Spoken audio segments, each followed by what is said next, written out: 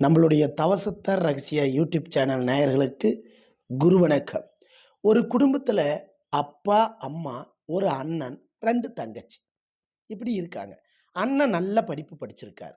அந்த படிப்புக்கு தகுந்த வேலை கிடைச்சா மட்டும்தான் நான் வேலைக்கு போவேன்னு சொல்லிட்டு அவர்களுடைய ஃப்ரெண்டுங்களோட சும்மா ஊரை சுற்றிட்டு இருக்கார்.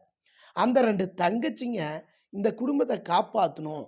அப்பாவுக்கு கால் அடிபட்டுச்சு, அம்மா ஆடு மாடு பார்த்துக்குது, அப்போ நம்ம வேலைக்கு போய் இந்த குடும்பத்தை காப்பாற்றணும். 2 தங்கச்சிகளும் வெளியில் வேலைக்கு போய் சம்பாதிக்குதுங்க. அந்த தங்கச்சிங்களுடைய சம்பாதிற பணத்தில் தான் அந்த அண்ணனும் சாப்பிட்றான்.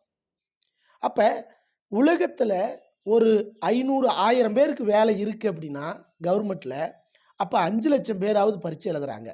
இந்த 5 லட்சம் பேரில் எத்தனை பேர் பாஸ் பண்ணாலும் இருக்கிற 500 வேலையை போய் எத்தனை பேருக்கு கொடுக்க முடியும்? அப்போ இந்த அரசாங்கம் தான் என்ன செய்யும்? அப்போ நல்லா தெளிவாக புரிஞ்சுக்கிங்க.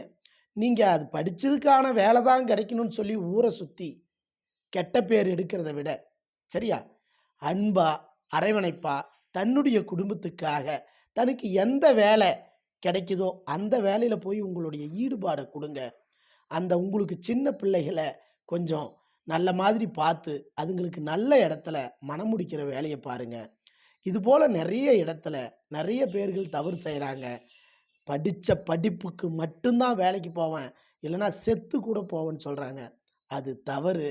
தயவு கூர்ந்து அன்பு என்னும் வார்த்தை அரவணைப்பில் மட்டுமல்ல, சும்மா வாயில் வர்ற வார்த்தையில் மட்டுமல்ல, நிஜத்திலே அது மிருகத்துக்கு காட்டினால் மீண்டும் அந்த அன்பை உங்களிடத்தில் செலுத்தும். அதையே ஒரு மனிதர்கள்கிட்ட காட்டினால் மீண்டும் அந்த மனிதர்கள் உங்களுக்கு அன்பை செலுத்துவார்கள். கூட பிறந்த பிறப்புகளுக்கும் தன்னை பெற்றெடுத்த தாய் தந்தைக்கும் அன்பை தவிர வேற எதை காட்டினாலும் 2 பக்கம் கத்தி எடுத்து எந்த பக்கம் நீ குத்தினாலும் ரத்தம் வருவது போல் சத்தியமாக உன் வாழ்க்கையில் நீ பதில் சொல்ல வேண்டிய கட்டாயம் வரும்.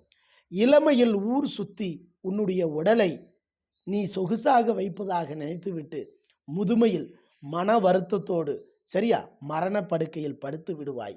இதுபோல தவறுகளை இப்போது உள்ள இளைஞர்கள் செய்யாமல் தன் குடும்பத்தை தூக்கி நிறுத்துவதற்காக தான் தூணாக இருங்கள் என்பது என்னுடைய வேண்டுகோள்.